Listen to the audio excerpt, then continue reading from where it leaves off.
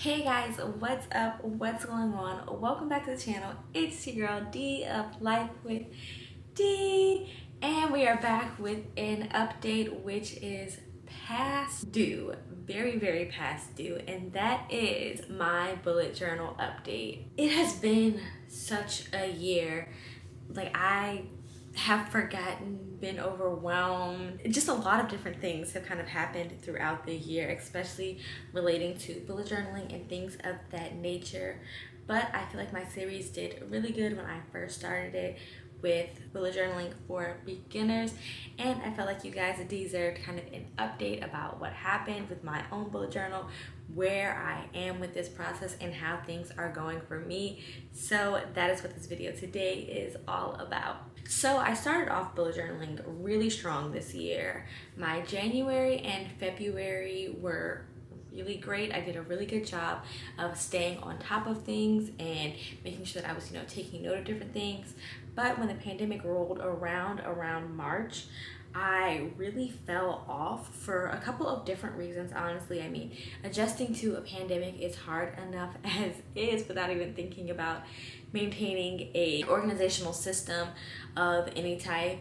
Then because of my job situation, I really fell off. And then with everything moving online for my master's degree, once again, really didn't need to necessarily keep things in here. And then also things were moving, shifting, and changing so fast, I barely could run back and update this before it was time for something else to change as well. So it was really overwhelming to try to maintain this system, which at one point kept me so organized, so down to earth, and on top of everything that I needed to do. So while I was bullet journaling, I pretty much stuck to the tried and true spreads that I have done in the past that have really worked for me, which include my monthly layouts as well as my weekly layouts. And in the video that I did on my bullet journal setup, I gave you guys a little sneak peek about what that looks like. But because of dealing with the pandemic and everything, it did encourage me slash forced me to change some of the things that I was bullet journaling about and what that kind of looked like. And so because of that, I added in some new spreads that were really kind of telling of the time we were in that they were more so related to what TV shows I was watching, what movies I was watching, and those kinds of things. And so as you can kind of tell throughout the year, based on looking at my bullet journal, is that things really changed for me. My priorities really changed for me, and I did, my best trying to adjust. So as an update, I do want to show you guys what those pages look like and give you guys kind of a view of that. I will not be going through my entire bullet journal just because honestly it was all over the place, and I don't necessarily think that all of the pages are a good guide. So I'll show you some pages that I thought were really important, such as my, like I said, monthly layout and my weekly layout, as well as pages that I just kind of added that were helpful over the year as I just continued to kind of adjust to life in the pandemic. Alright guys, like I said, I wanted to show you guys a few of the spreads that I did throughout this year. In my previous video, I did show the first couple of pages of this bullet journal, so I will not be showing you guys those again, but I will definitely link that video down below if you guys wanted to check that video out and see what those first couple of pages look like.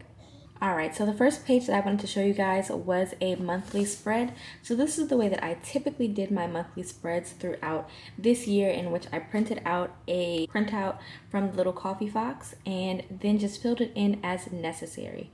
On the other hand, though, I wanted to show you guys a hand-drawn version of this as well, in case you don't have access to a printer. So this is a hand-drawn one that I did while I did not have access to a printer, and as you can see, it looks very similar. It's pretty basic because I do prefer a more basic calendar layout, so this works for me, but just want to show you guys that it is possible to just hand-draw your monthly calendars. The next page that I want to show you guys is my weekly setup. So let's see if we can angle this right. There we go. As you can tell through my weekly setups, I always label what week it is at the top of this. So this was January 27th through February 2nd. I also started doing this year where I would add in, okay, what do I think I'm going to eat this week, so I can go to the grocery store and make sure that I have these items. Yogurt with granola. I don't know what I was going through during this time, but I needed to write that down, so it is what it is. And then I also have an area for this week in which I wrote down all of like the important things that were coming up for this upcoming week based on the dates up here, so I could just keep track of those things as the week progressed. And then throughout the rest of this spread, it just goes through what day it was and what I had to do. And as you can see, I just kind of continued along that trajectory for the rest of this week. And then this week was a 2-page week, so I also have Saturday and Sunday over here.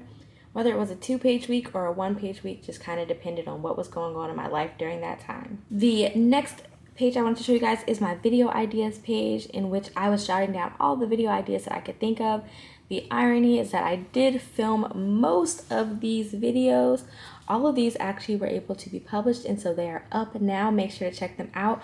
However, all of these videos over here have been recorded and I lost the footage. So you guys will likely never see these videos, but it was nice to at least have kind of a guideline for things that I wanted to do. As you see, I even have a bullet journaling area over here when I was super into bullet journaling and wanted to really show you guys that. Like I said before, I was a student during this time, and so I have my syllabus written down and I want to show you guys that as well. So it has the class name at the top, the dates for which, oops, sorry, it's kind of blurry, guys. The date for which the class is, readings I had to do, assignments, and then miscellaneous tasks. Oh, there we go. Sorry, it's my finger. That's the problem, guys. There we go. And then miscellaneous tasks. And then throughout the weeks, you can see that, I really fell off with this reading here. But I did my assignments as they were assigned, outside of the ones that were removed due to making like COVID adjustments and everything. But this is a really great page for when you are a student and just need a snapshot of all the things you have to do for your classes. The next page I wanted to show you guys was my quarantine watch list, which is something that I had not done before because we were not in quarantine. But basically, I just wrote down all of the movies that I wanted to watch during quarantine. This is when we were only supposed to be in quarantine for a little bit. And so I was obviously making my way through these movies.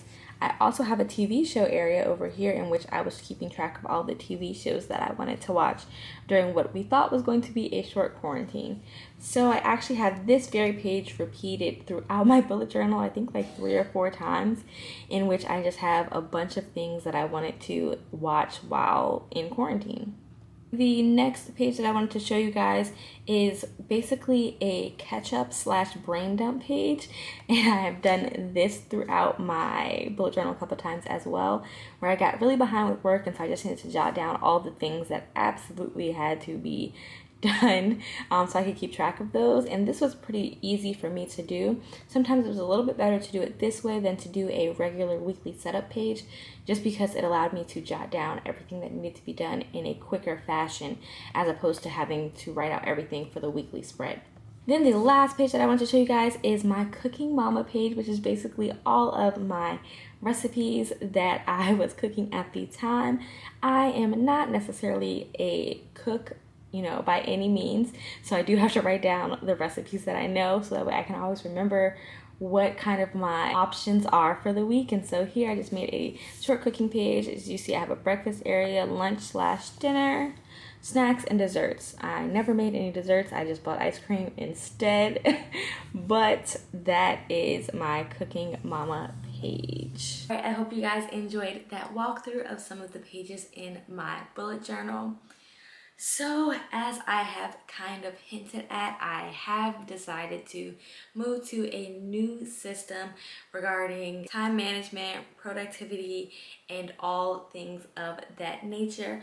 Unfortunately, just because of the way that the world is nowadays, and because most of the things that I do not require me to lug around a multitude of books, including a bullet journal, and everything is pretty much online, I have moved to an online system, and so now I am using Notion instead of my bullet journal. But I will always cherish the moments that I had with my bullet journal and how that was really the start for me of creating my own time management and productivity tool. I will have a video coming soon about my Notion setup, and so walking you guys through that entire thing.